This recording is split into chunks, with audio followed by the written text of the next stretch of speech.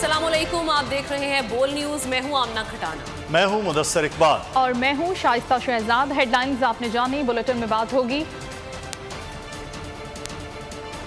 शेर ढेर, फासले बढ़ गए और कराची का रोड मैप।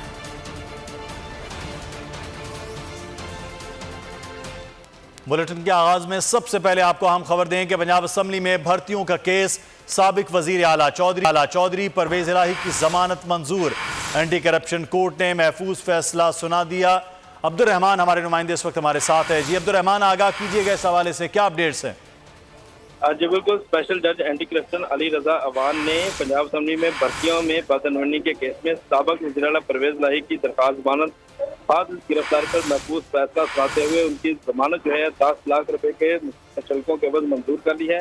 एंटी करप्शन की तरफ से स्पेशल प्रोसिक्यूटर अब्दुल उस्मान ने दलाइल मुकम्मल किए थे, जबकि दरखास्त में ये कहा गया था प्रोसिक्यूशन की जानब से कि परवेज इलाही इस मुकदमे में बराह रास्त मुलव्वस है। अदालत परवेज इलाही की जमानत खारिज करने के अहकाम सादर करे, जबकि परवेज इलाही की जानब से उनके वकील राना इंतजार ने दलाइल मुकम्मल करते हुए कहा था कि मुल्ज़म का मुकदमा में कोई किरदार नहीं, अदालत जमानत मंजूर करने के अहकाम सादर करे। ताहम अदालत की जानब से फ्री कैन के वकला के दलाइल मुकम्मल होने के बाद दरखास्त जमानत पर फैसला महफूज कर लिया था, जिसे अदालत की जानब से आज सुनाया गया है। और अदालत ने परवेज इलाही की दरखास्त जमानत जो है वो मंजूर करते हुए 10 लाख रुपए के मुचलके जमा कराने की हिदायत जारी की है। जी ठीक है, बहुत शुक्रिया अब्दुल रहमान, हमें तफसीलात से आगाह करने के लिए। साबिक वजीर आला पंजाब की जमानत मंजूर हो गई है और उन्हें रिहा करने के अहकाम दे दिए गए हैं अदालत की जानिब से।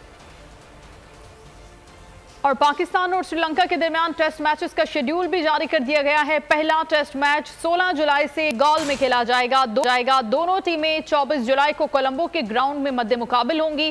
पाकिस्तानी क्रिकेट टीम 9 जुलाई को कोलंबो पहुंचेगी। कौमी क्रिकेट टीम 11 और 12 जुलाई को वार्म अप मैचेस भी खेलेगी। क्या शेड्यूल होगा, जानेंगे बोल न्यूज के नुमाइंदा एजाज वसीम बाकरी से। जी एजाज। जी आईसीसी वर्ल्ड टेस्ट चैंपियनशिप के नई साइकिल का आगाज हो गया और इस सिलसिले में पाकिस्तान और श्रीलंका के माबैन 2 टेस्ट मैचेस की सीरीज के स्केड्यूल का ऐलान कर दिया गया है।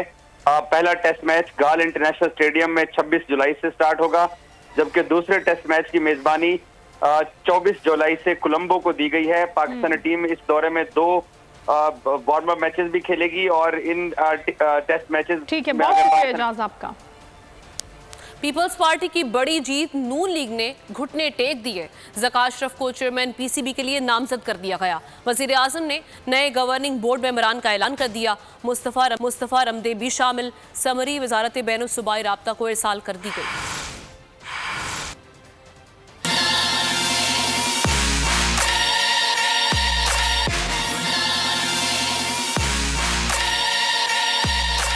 नजम सेठी आउट, ज़का अशरफ इन। नून लीग ने घुटने टेक दिए, पीपल्स पार्टी की डिमांड मान ली। ज़का अशरफ को चेयरमैन पीसीबी नामजद कर दिया गया। वजीर आजम शहबाज शरीफ ने गवर्निंग बोर्ड के लिए ज़का अशरफ और मुस्तफ़ा रमदे की नामजदगी का नोटिफिकेशन जारी कर दिया। समरी वजारत बैनुल सूबाई राब्ता को अरसाल कर दी गई। नजम सेठी कल अपना ओहदा छोड़ देंगे। सोशल मीडिया पर जारी बयान में लिखा कि साबिक सदर आसिफ अली जरदारी और वजीर आजम शहबाज शरीफ के दरमियान झगड़े का बाइस नहीं बनना चाहता। पीसीबी के लिए अदम इस्तेहकाम और गैर यकीनी जैसी सूरत हाल बेहतर नहीं। इन हालात में पीसीबी की चेयरमैनशिप का उम्मीदवार नहीं हूँ। चेयरमैन पाकिस्तान क्रिकेट बोर्ड के मामले पर मुस्लिम लीग नून और पीपल्स पार्टी के दरमियान गुज़िश्ता कई रोज से तनाज़ा चल रहा था। और साबिक कप्तान आमिर सुहेल ने क्रिकेट बोर्ड की मैनेजमेंट कमेटी के खिलाफ लीगल नोटिस भिजवा दिया। कहा, नजम सेठी की सरबराही में मैनेजमेंट कमेटी की मुद्दत खत्म हो चुकी, कमेटी गैर फाल हो गई है। 2 महीने का वक्त मिला था जो खत्म हो गया। कमेटी जो भी इकदाम उठाएगी वो गैर कानूनी होगा। पीसीबी के उमूर कानून के मुताबिक चलाया जाना चाहिए। और खबर है कि हुक्मरान इत्तेहाद की 2 अहम जमातों में दूरियां कम नहीं हो सकी। सैलाब ज़दगान के फंड्स के मामले पर मुज़ाकराती बैठक भी बेनतीजा खत्म हो गई है। नून लीग ने पीपल्स पार्टी का मुतालबा जूं का तू मानने से इनकार कर दिया है। मुज़ाकराती वफूद अपनी अपनी क़यादत को इस हवाले से रिपोर्ट भी करेंगे और क़यादत की हिदायत की रोशनी में आज फिर मुज़ाकराती टेबल सजेगी।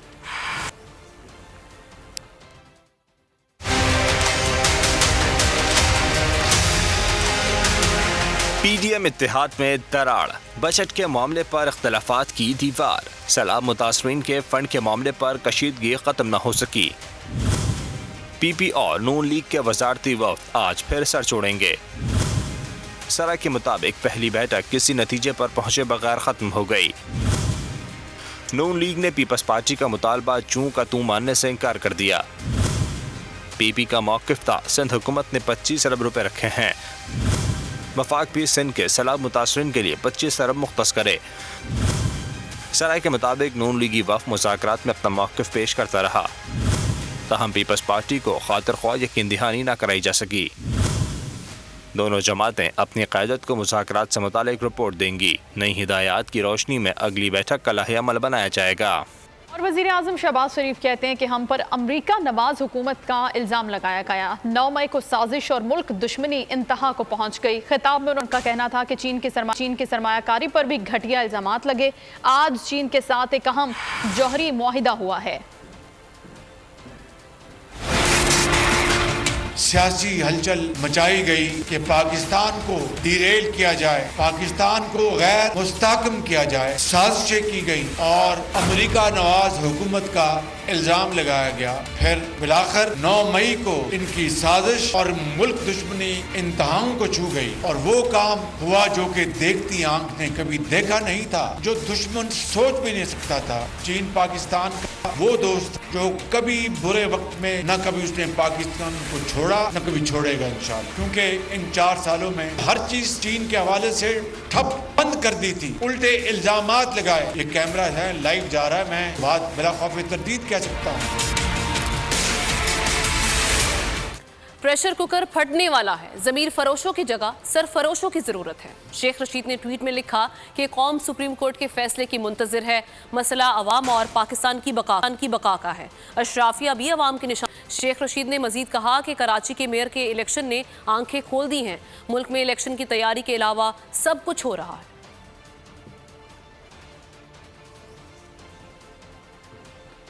काम की नीयत है और काम होता हुआ नजर भी आएगा। मेयर कराची मुर्तज़ा वहाब ने कराची का रोड मैप दे दिया। न्यूज़ कॉन्फ्रेंस में कहा कि पानी का मसला और नालों की सफाई तरजीह है। प्रॉपर्टी टैक्स और टाउन इकट्ठा भी करेगा और खर्च भी करेगा। ऐसा निज़ाम लाएंगे जिसमें शफाफियत होगी। हब डैम से पानी की नए कैनाल डाली जा रही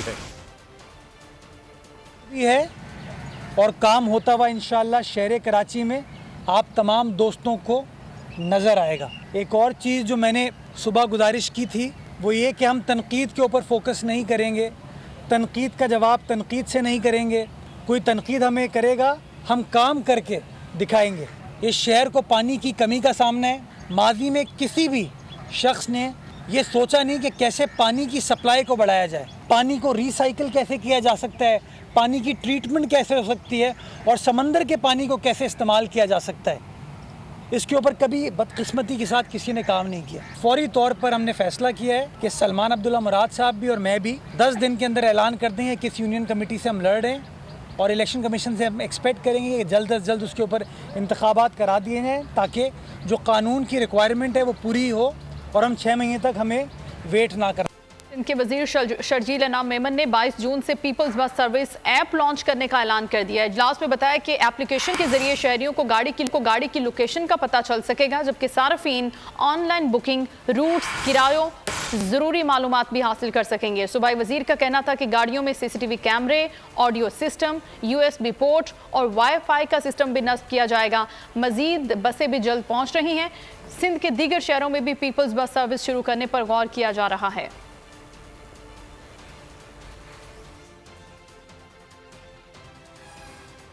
मेयर के इंतखाबात में कानूनी तकाजे पूरे नहीं किए गए। मेयर के लिए बनाया गया कानून आइन से मुतसादिम है।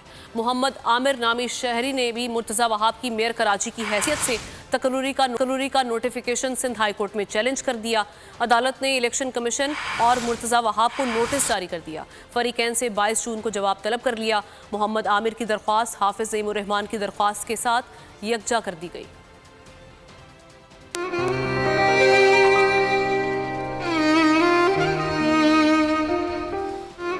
यूनान कश्ती हादसे के बाद इमदादी कार्रवाइयाँ जारी हैं। समंदर से मजीद 3 लाशें निकाल ली गई हैं। मरने वाले कितने थे ताहाल दुरुस्त तादाद मालूम नहीं हो सकी। लापता अफराद के अहले खाना अपने प्यारों की खैरियत के लिए फिक्रमंद। DNA लेने का सिलसिला भी शुरू कर दिया गया। यूनान में पाकिस्तानी सफ़ीर आफ्ताब कुरैशी कहते हैं कि DNA को कलेक्शन सेंटर बना रहे हैं। मैयतें वतन ले जाने के लिए तमाम अखराजात हुकूमत खुद बर्दाश्त करेगी। गहरे पानी में सफीना डूबा, उम्मीदें, आस, अरमान सभी डूब गए। यूनान की बदकिस्मत कश्ती के कितने मुसाफिर थे, कितने लोग मारे गए, ताहाल मुअम्मा हल ना हो सका। गहरे समंदर में लाशों की तलाश जारी है। मजीद 3 मस्तशुदा लाशें पानी से निकाल ली गईं। मिलने वाली लाशों की तादाद 82 हो गई। परदेश में मारे जाने वालों की याद में अहले खाना बेकरार हैं। मुख्तलिफ शहरों में DNA सैंपल लेने का काम शुरू कर दिया गया। कश्ती के मुसाफिर कहाँ हैं, किस हाल में हैं? अहले खाना की फिक्र गुजरते पल के साथ बढ़ने लगी। कहते हैं न सिफारत खाना कुछ बता रहा है, न मुताल्लिका इदारे सुन रहे हैं। जी सर, हाल तक साढ़े को कोई रास्ता नहीं है। अच्छा, उस तो बाद ये है कि देखो असी रात को 2-3 बजे असी रात सोते हैं। दूसरी गल भोवा कर करके उसदे वास्ते बेटे वास्ते कि किसी पासे कोई नहीं है, कोई पता चल रहा है। इस वास्ते मेरे गवर्नमेंट से अपील है कि जल्द से जल्द उन्होंने तलाश करें और बताएंगे क्या है क्या नहीं है। यूनान में पाकिस्तानी सफीर आफ्ताब कुरैशी बोले, DNA कलेक्शन सेंटर बना रहे हैं। मैयते वतन ले जाने के लिए तमाम अखराजात हुकूमत खुद बर्दाश्त करेगी। हमारी इंफॉर्मेशन के मुताबिक उन्होंने उनकी जो है ऑटोप्सीज लेनी शुरू कर दी हैं और ऑटोप्सीज लेके फिर उसके बाद जो है वो DNA सैम्पलिंग की जाएगी। तो वो प्रोसेस जो है it will take 3 to 4 days। और इंसानी स्मगलर्स के खिलाफ FIA की कार्रवाइयों में तेजी आ गई है। लाहौर और बिहाड़ी से मजीद 2 मौत के सौदागरों को गिरफ्तार कर लिया गया। मीरपुर रीजन से भी 10 मुल्जिमान पकड़े गए। गैर मुल्की एजेंट्स के खिलाफ कार्रवाई के लिए इंटरपोल से राब्ते का भी फैसला कर लिया गया। सिंध और बलूचिस्तान में भी बड़े एक्शन का प्लान फाइनल हो गया। मौत के सौदागरों के गिर्द घेरा तंग, FIA का मुल्क भर में एक्शन दबंग। इंसानी स्मगलर्स के चेहरों से नकाब सरकने लगा। एजेंट हत्थे चढ़ने लगे, पर्चे पर पर्चे कटने लगे। लाहौर से इंसानी स्मगलर आबिद पकड़ा गया। शेखुपुरा से ताल्लुक रखने वाले आबिद ने मुतासरा फैमिली से 35 लाख रुपए वसूल किए थे। बिहाड़ी से मरकजी मुल्जिम मुमताज अराई को धर लिया गया। पुलिस ने अहम दस्तावेजात, मोबाइल डाटा समेत दीगर शवाहिद कब्जे में ले लिए। गुज़िश्ता रोज़ भी मुख्तलिफ अजला से 5 मुल्जिमान हिरासत में लिए गए। मीरपुर रीजन में भी ताबड़तोड़ छापों में 10 मुल्जिमान पकड़ लिए गए। गैर मुल्की एजेंट्स के खिलाफ कार्रवाई के लिए इंटरपोल से राब्ते का फैसला कर लिया गया। सिंध बलूचिस्तान में भी बड़े एक्शन का प्लान फाइनल हो गया।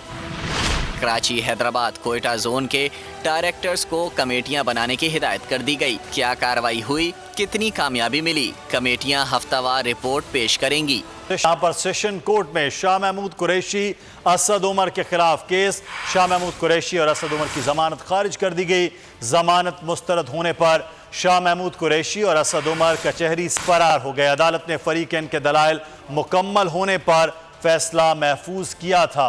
और ये मनाजिर आप देख रहे हैं कुछ ही देर पहले के, जब पाकिस्तान तहरीक इंसाफ के रहनुमा फरार होते हुए नज़र आ रहे हैं कचहरी से, जहां पर इनकी ज़मानत मुस्तरद हुई और ज़मानत खारिज होने के बाद शाह महमूद कुरैशी और असद उमर दोनों इस्लामाबाद कचहरी से फरार हो गए हैं। असद उमर और शाह महमूद कुरैशी के खिलाफ मुकदमा और आज ज़मानत खारिज होने पर फौरी तौर पर कचहरी से निकले और फरार हो गए। ये मनाजिर आप देख रहे हैं शाह महमूद कुरैशी और असद उमर, उनके साथ उनके वकला भी मौजूद हैं। वो यहाँ से कचहरी से निकले हैं अपनी गाड़ी में सवार। असद उमर की जमानत खारिज और शाह महमूद कुरैशी दोनों कचहरी से चले गए हैं। एहतशाम अली अब्बासी हमारे नुमाइंदे इस वक्त हमारे साथ हैं। जी एहतशाम, आगाह कीजिएगा, क्या अपडेट्स हैं? जी, district and session court Islamabad थाना तरनोल में दर्ज मुकदमा शाह महमूद कुरैशी और असद उमर के खिलाफ दर्ज मुकदमा है और उसमें जी एहतशाम आगाह कीजिएगा कर दी गई है। मनाजिर आप ये देख रहे हैं, शाह महमूद कुरैशी और असद उमर पाकिस्तान तहरीक इंसाफ के 2 रहनुमा आज अदालत में पेश हुए इस्लामाबाद कचहरी में, और इस्लामाबाद कचहरी में सेशन कोर्ट में उनकी आज जमानत खारिज कर दी गई और उसके बाद ये दोनों अफराद अपनी गाड़ी में बैठे और यहाँ से चले गए। एहतशाम अली अब्बासी हमारे नुमाइंदे इस वक्त हमारे साथ हैं। एहतशाम, आगाह कीजिएगा, क्या अपडेट्स है इस मुतालिक? जी, district and session court Islamabad महफूज फैसला सुनाया गया है। थाना तरनोल का केस है शाह मोहम्मद कुरैशी और असद उमर के खिलाफ जो है केस की समाअत हुई थी और समाअत के दौरान दोनों तरफ से दलाइल दिए गए थे। प्रोसिक्यूटर की जानिब से जमानत खारिज करने की दरख्वास्त की गई थी, जो कि अदालत ने मंजूर कर ली है और महफूज फैसला सुना दिया है। शाह मोहम्मद कुरैशी और असद उमर के खिलाफ दर्ज मुकदमा जो है उसमें उनकी ताहिर अब्बास पिपरा ने जमानत खारिज की है और जमानत खारिज होने पर दोनों रहनुमा अदालत से वहां से फरार हो गए। अब जो तीसरी खबर आ रही है थाना संजानी की, असद कैसर की जो जमानत है वो भी ताहिर अब्बास पिपरा के पास लगी हुई थी और ताहिर अब्बास पिपरा ने असद कैसर की जमानत भी खारिज कर दी है और असद कैसर भी कचहरी से निकल के जा चुके हैं। तीनों रहनुमा जो है कचहरी से निकल चुके हैं और इस वक्त जब पुलिस ने चूँकि कोशिश भी की थी लेकिन वो कामयाब ना हो सकी, क्योंकि तीनों रहनुमा जो है अदालत के गेट पर खड़े थे। जैसे ही उन्हें मालूम पड़ा कि उनकी जमानत खारिज हो गई है तो हमें तफसीलात से आगाह कर रहे थे, बहुत शुक्रिया आपका। और एक बार फिर से बात करेंगे यूनान कश्ती हादसे के हवाले से, जिसमें ओकाड़ा के नवाही गांव जंदराखा के रिहायशी मोहम्मद हफीज भी हमेशा के लिए अपने खानदान को बहते आंसुओं में छोड़ गए। सोगवारान खानदान के साथ बोल न्यूज़ के नुमाइंदा मलिक अब्दुल वहीद मौजूद हैं। जी वहीद।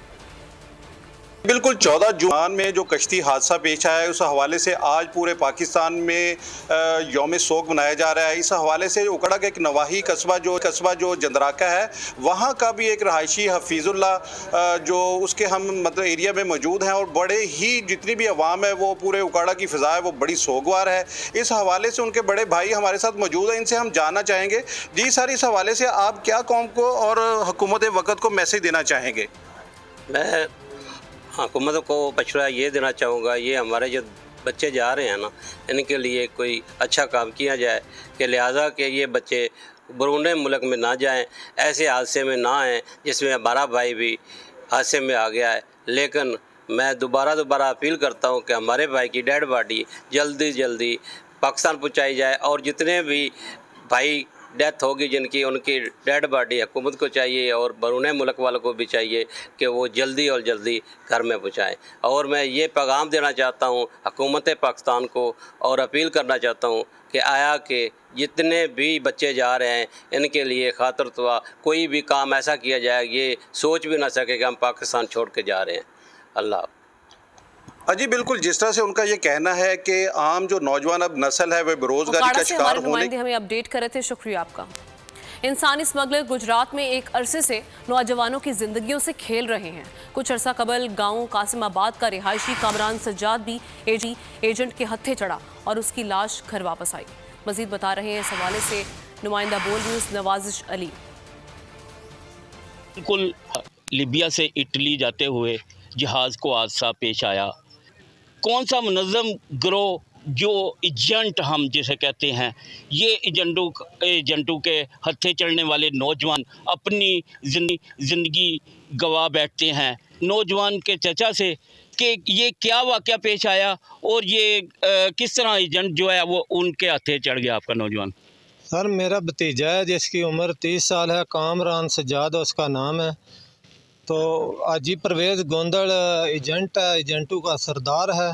उसने हमसे 22 लाख रुपए का हमारा उससे तय हुआ था। उसने बाई एयर ले जाने के लिए हमें बोला था। तो हमारे बेटे को उन्होंने लीबिया भिजवा कर पैसे भी पूरे 22 लाख ले लिए। उसके बाद रकम का और मुतालबा करते रहे। तो इसी दौरान 6-7 महीने उधर तशद्दद करके भूखा रख के बच्चे को, तो बच्चे की डेथ हो गई है उधर। तो हमने FIA को भी दरख्वास्त दी है, अभी तक कोई एक्शन नहीं हुआ। इन्होंने हुकूमत वक़्त से भी अपील की है कि अगर इन माफिया। बहुत शुक्रिया नवाजिश आपका हमें तफसीलात से आगाह करने। और अब आपको बताएं कि IMF के साथ स्टाफ लेवल मुआहदे पर पेशरफ्त न हो सकी। मुआशी टीम आलमी इदारे को राम करने में नाकाम हो गई। बजट तहफ़्फ़ुज़ात समेत दीगर उमूर पर बात की मगर बात न बन सकी। वज़ीर ख़जाना ने पेशरफ्त के लिए मुख्तलिफ ममालिक के सफ़ीरों से मदद मांग ली। इसहाक़ डार खुद भी IMF को मनाने की एक और कोशिश करेंगे।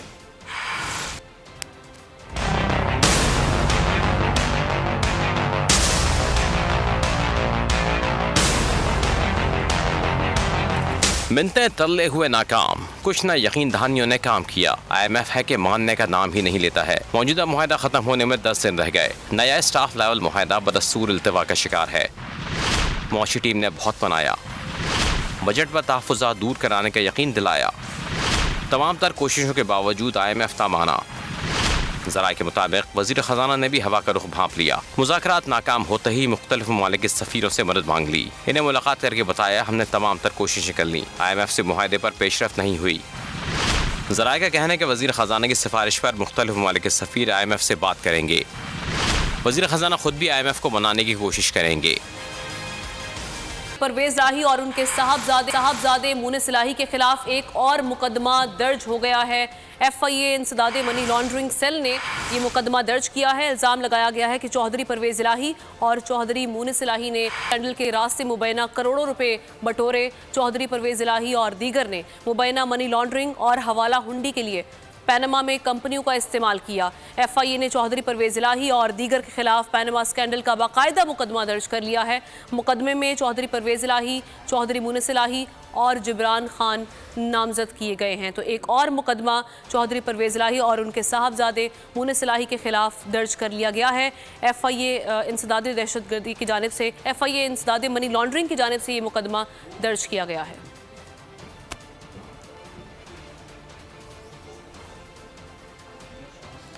एक और खबर से आपको आगाह करें कि वज़ीर ख़ारजा बिलावल भुट्टो ज़रदारी का दौरा चीन मुलतवी। सफारती ज़राए के मुताबिक वज़ीर ख़ारजा ने रवां माह के आखिरी हफ्ते में चीन का दौरा करना था। वज़ीर ख़ारजा ने आलमी इक़्तिसादी फ़ोरम की समर मीटिंग में शिरकत के लिए चीन जाना था। वज़ीर ख़ारजा के दौरा मुलतवी होने के हवाले से मज़ीद अपडेट्स लेंगे। अनवर अब्बास हमारे नुमाइंदे हमारे साथ हैं। जी आगाह कीजिएगा अनवर, क्या वजूहात हुई हैं? जब बिलावल भुट्टो जरदारी ने चीन और जापान का दौरा करना था रवां माह के आखिर में, जो कि मुलतवी कर दिया गया है, और बुनियादी तौर पर 27 जून को उन्होंने 3 रोज़ा दौरे में चीन के शहर तियानजिन पहुंचना था, जहां पर उन्होंने आलमी इक़्तिसादी फोरम के 14वें सालाना इजलास में शिरकत करनी थी। 3 रोज़ा ये इजलास था जिसमें शिरकत मुतवक्के थी बिलावल भुट्टो जरदारी की। ताहम शेड्यूलिंग की वजह से अब इस दौरे को मुलतवी कर दिया गया है और इसके हवाले से मजीद जो है जब दौरे जापान के हवाले से अभी कोई भी चीज सामने मंजर आम पर नहीं आ सकी और उसके हवाले से भी फैसला किया जाएगा। ताहम चीन का दौरा जो है वो मुलतवी कर दिया गया। बहुत शुक्रिया अनवर अब्बास आपका। और साने 9 में मुलव्वस लोहरदीर से ताल्लुक़ रखने वाले मुलजिम को गिरफ्तार कर दिया गया। सोहराब नामी मुलजिम के चचा का कहना है कि उन्हें भतीजे के इस अमल पर अफसोस है। साने 9 मई काबिल मजम्मत है। लोअरदीर के रिहायशी सोहराब को 9 मई के वाकयात में शनाख्त के बाद गिरफ्तार किया गया। सोहराब के चचा ने 9 मई के वाकयात की मजम्मत की है। हमारा भतीजा जो है ना वो 9 मई के वाकयात में गिरफ्तार हो चुका है। मैं ये बताना चाहता हूँ लोगों को कि अपने बच्चों को इस इमरान खान की तकारीर से दूर रखो, इसलिए कि ये झूठे प्रोपेगंडे हैं कि इमरान खान की तकरीर मत सुनो। गर्मी आई नहीं, अभी तो आएगी। महकमा मौसमियात ने आज से मुल्क में गर्मी बढ़ने की पेशगोई कर दी है। इस्लामाबाद, पंजाब, खैबर पख्तूनख्वा, गिलगित बल्तिस्तान और कश्मीर में पारा 6 डिग्री बढ़ने का इम्कान है। सिंध और बलूचिस्तान में भी दर्जा हरारत मामूल से 4 डिग्री तक ज़ायद रहने की पेशगोई है। माहिरीन ने शहरियों को गर्मी से बचाव के लिए एहतियाती तदाबीर इख्तियार करने की हिदायत कर दी।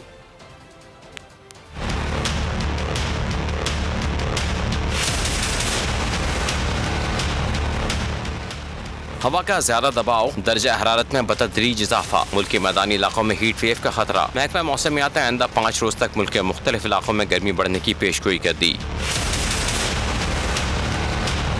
अंदरूनी सिंध में सूरज के वार बढ़ गए। कराची में गर्मी और हब्स की शिद्दत बरकरार। दर्जा हरारत 38 डिग्री सेंटीग्रेड तक जाने का इम्कान। फील लाइक 42 डिग्री सेंटीग्रेड होगा। महकमा मौसमियात के मुताबिक इस्लामाबाद, बालाई और वस्ती पंजाब, बालाई खैबर पख्तूनख्वा, गिलगित बल्तिस्तान और कश्मीर में पारा 4 से 6 डिग्री बढ़ सकता है। सिंध और बलूचिस्तान में भी दर्जा हरारत मामूल से 4 डिग्री तक ज़ायद रहने की पेशगोई है। तबी माहिरीन ने शहरियों को गर्मी से बचाव के लिए एहतियाती तदाबीर इख्तियार करने की हिदायत कर दी। कहा है कि शहरी घरों से बाहर निकलते वक्त अपने सरों को ढांप कर रखें और पानी का ज़्यादा से ज़्यादा इस्तेमाल करें। और अभी आपको अहम खबर देंगे कि पाक रूस दो तरफा ताल्लुकात में मजीद पेशरफ्त। पाकिस्तान स्टील मिल को 5 साल लीज पर रूस को देने का फैसला कर लिया गया है।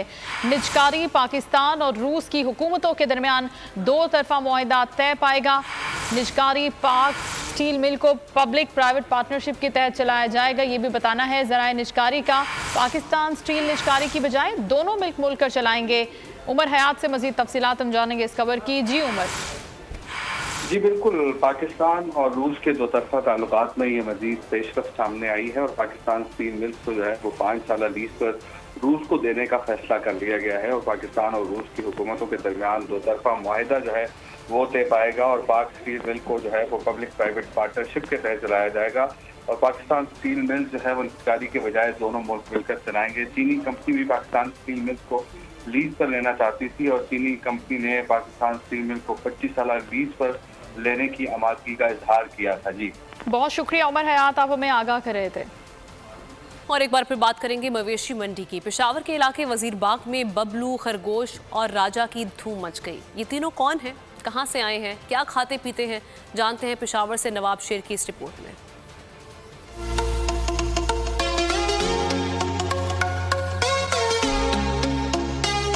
ऊंचा कद, लंबे तड़ंगे, खूबसूरत चाल और भूरी गोरी रंगत। पेशावर के इलाके वसीर बाग में बरहमन बबलू, साहिवाल के खरगोश और कंधारी राजा के चर्चे। तीनों की दिलकशी की धाक, चाल ढाल भी लाजवाब। बबलू जो 2 साल पहले हमारे घर में आया है, ये तकरीबन 1 महीने की मेहनत की बात आया है। ब्राह्मण नस्ल का है। मेरे पीछे गालिबन आपको नज़र आ रहा होगा ये हमारा दूसरा जिसको हमने खरगोश नाम दिया हुआ है, ये पाकिस्तानी नस्ल है, साहिवाल नस्ल है। असल में इसका कद छोटा होता है लेकिन ये होता बहुत मीठा है। खूबसूरत और जाज़िब नज़र जानवरों के नाज नखरे सबसे वखरे। इसका नाम बबलू है और इसका वजन जिंदा 40 मन है। सुबह के टाइम दूध देते हैं और सबस चारा और रात को वंडा इसको देते हैं। मालिक का कहना है तीनों को बड़े नाजों और प्यार से पाला है, जिसको देखने के लिए बच्चों का तांता लगा रहता है। कैमरामैन मोहम्मद हसन तनोली के साथ नवाब शेर, बोल न्यूज़, पेशावर। और पेशावर की मवेशी मंडियों में जानवरों की कीमतों में बेपनाह इजाफे के बायस खरीदार ना होने के बराबर हैं। जानवर गुज़श्ता सालों की निस्बत काफ़ी महंगे हैं। मज़ीद जानते हैं बोल न्यूज़ के नुमाइंदे आसिफ शकूर से। जी आसिफ, आगाह कीजिएगा। ग़ज़ा में जो दिन है वो काफ़ी कम रह गए हैं, लेकिन पेशावर की मवेशी मंडियों में ख़रीदार जो हैं वो ना होने के बराबर हैं। गर्मी की जो है वो भी बहुत ज़्यादा है, इस वजह से भी ख़रीदार नहीं आ रहे और दूसरी जानिब जो मवेशियों के रेट हैं वो बहुत ज़्यादा हैं, इस वजह से भी ख़रीदार जो हैं वो इंतज़ार कर रहे हैं कि ईद के नज़दीक हो सकता है कि जानवरों के रेट कम हो जाएं। हम यहाँ पर मौजूद हैं, थोड़ी बात भी कर लेंगे। आप बताएं, जानवर बहुत ज़्यादा महंगे हैं, आप ख़रीदने आए हैं, बेचने आए हैं, क्या क्यों महंगा है जानवर इतना? हम जानवर बेचते इसलिए महंगे कि पिछले साल जो है ना गोश्त 500 रुपये में किलो मिलता था। इस साल रमज़ान के महीने में हम 800 साढ़े 800 रुपये पे गोश्त लिया करते थे, तो इसलिए महंगे कि पिछले साल इसका जो घास होता है भूस वो 18 रुपये में किलो मिलता था, इस साल 35 रुपये में मिलता है। जो चारा वगैरह दिया जाता है उनकी कीमतें बहुत ज़्यादा। बहुत शुक्रिया आपका आसिफ शकूर।